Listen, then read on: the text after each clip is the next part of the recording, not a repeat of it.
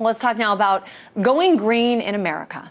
It means a lot of things to a lot of different people, but overall we're talking about making decisions that help, or at least don't harm, the environment. There is, even in this country, the green lobby that throws money and influence behind projects it likes and spends plenty more to try to stop projects it doesn't.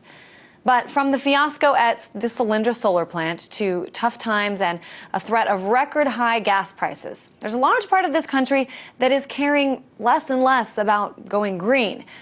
For the first time in more than 30 years, also, a new nuclear power plant was given the green light by federal regulators, and the Atlanta-based Southern Company will soon begin its project to build 2 nuclear reactors at its site south of Augusta, Georgia.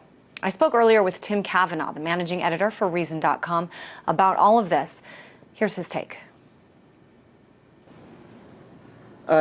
I think there's a need for the about different ways in which this government spends its money. I know energy is certainly one area that a lot of people sort of keep their eyes on. I know you're one of those people. Talk a little bit about the energy budget and what you see laid out in there as good and what you see as problematic.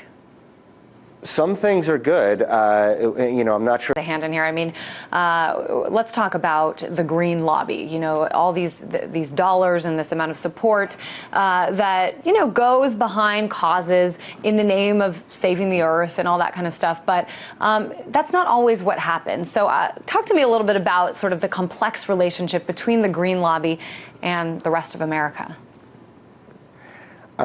It's complex, and the Keystone pipeline. This is one example of sort of these pieces of energy legislation or these ideas related to the environment that in turn get sort of turned into political tools. For example, the Keystone pipeline was, in a bill, and then the president decided not to move forward with it. But really, it's been sort of a little wedge issue, politically speaking. Why does this happen so often?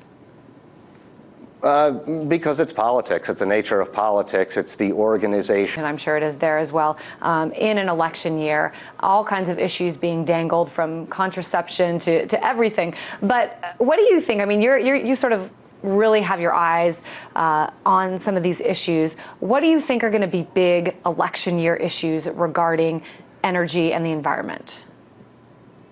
I think you're going to continue to see the Energy Department's loan guarantee program. Managing editor for Reason.com in our studios in Los Angeles.